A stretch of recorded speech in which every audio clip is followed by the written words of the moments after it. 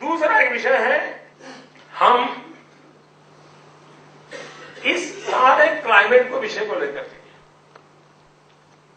Integrated approach हमारा हो सकता है क्या? इंटरकनेक्टेड अप्रोच हो सकता है क्या? क्यूमुलेटिव इफेक्ट का हमारी सोच हो सकती है क्या?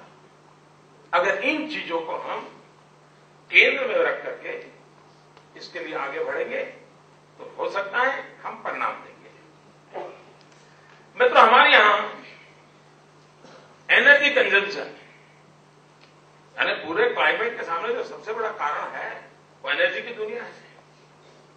जितना ज्यादा एनर्जी कंजम्पशन हो रहा है उतना ही ज्यादा हमारे ग्रीन हाउसेस को खतरा हो रहा है, ग्रीन गैसेस को खतरा हो रहा है। अब इसलिए मित्रों,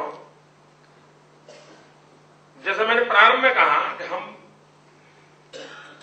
बाहर से चीजें लाते हैं तो कैसा करते हैं? जिन देशों में ठंड बहुत रहती है उनको घर में शीशे की खिड़कियां होना जरूरी है। थोड़ी भी धूप आ जाए तो घर जल जाए।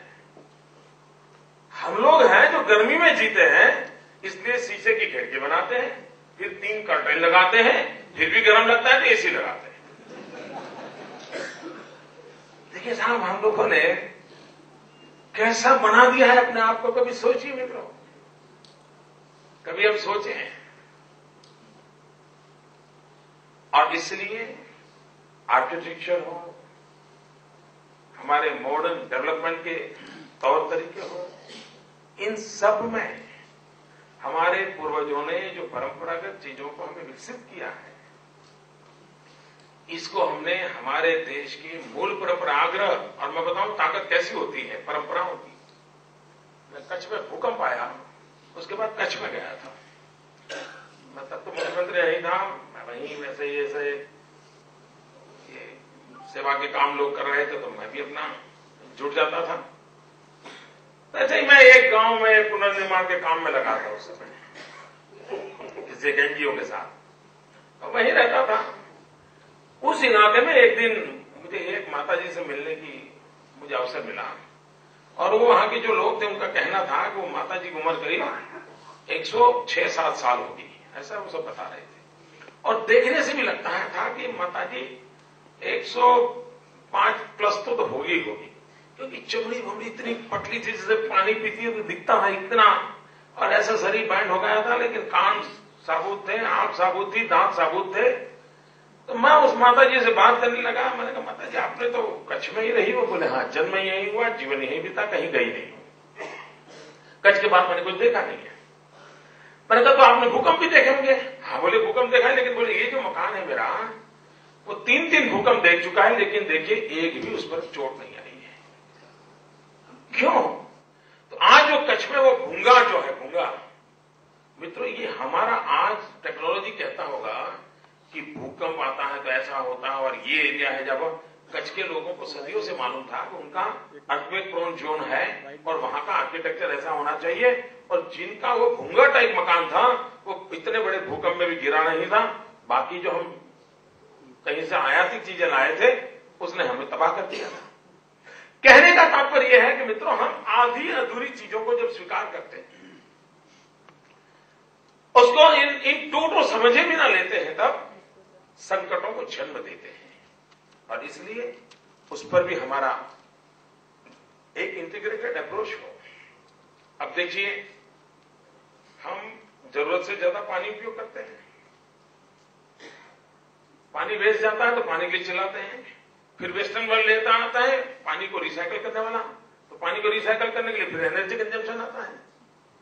यानी आप देखिए किस प्रकार का कॉमर्शियल थिंकिंग ने सारे जगत को एक दूसरी जगह ले गया। सिंपल चीज थी कि पानी कम उपयोग करो, वो नहीं किया। 24 घंटे पानी देंगे, फुल फोर्स से देंगे, ऊपर से फवारा आएगा, बाजू में से फवारा आएगा, तुमको रिलैक्सेशन मिलेगा। ऐसी टेक्नोलॉजी हम डेवलप की है। और फिर अब पानी खराब हो गया तो रिलैक्सेशन करो, पानी। यानी मित्रों, सब जगह पे वैल्यू एडिशन, कमर्शियल मार्केटाइजेशन, इसने हमारे डेवलपमेंट मॉडल को कब्जा किया हुआ है। हम इस मार्केट ड्रिवन सारा जो मॉडल है, इसी को सरेंडर करते जाएंगे तो हम एकदम दवाई लेंगे, फिर उस दवाई से बचने के लिए काउंटर दवाई लेंगे, फिर दोनों के प्रभाव से बचने के लिए तीसरी दवाई लेते रहेंगे। अल्टीमेटली ये बॉडी एक लेबोरेटरी बन जाएगा। इसलिए मित्रों, एक ऑल आउट थिंकिंग, आप इतने बड़े विद्वान लोग बैठे हैं, मुझे विश्वास है कि कुछ न कुछ यहाँ के आपके 2 दिन के सेमिनार में कुछ निकाल के जाएंगे जो देश को नई दुनिया, नई दिशा देख सकता है। मित्रों, हमने कुछ प्रयास किए। मैं यहाँ गुजरात सरकार के एग्रीकल्चर डिपार्टमेंट के काम की चर्चा करना नहीं चाहता हूं, उसमें बहुत कुछ कह सकता हूं और मुझे विश्वास है कि आप लोग जरूर उसको अध्ययन करेंगे। लेकिन एक बात छोटी बता दो, गुजरात गवर्नमेंट ने एक जो मॉडल विकसित किया है वो ये है कि progressive agriculturist, agriculture universities, agriculture department, animal husbandry department, irrigation department, rural development department, इन सबका एक मिलजुल करके काम की योजना बनती है। टुकड़ा भी नहीं होता। मेरे राज्य में 725 एग्रीकल्चर साइंटिस्ट हैं, 225 तालुका है। मैंने हर तालुका में 3 एग्रीकल्चर साइंटिस्ट को कहा, यार तुम्हारा पेपर तो दुनिया में पढ़ा जाएगा, दुनिया तेरी वाहवाही करे, मैं भी तेरी शाबाश कर दूंगा, लेकिन मेरे उस तहसील के अंदर खेत में मुझे तुम्हारा पेपर दिखना चाहिए।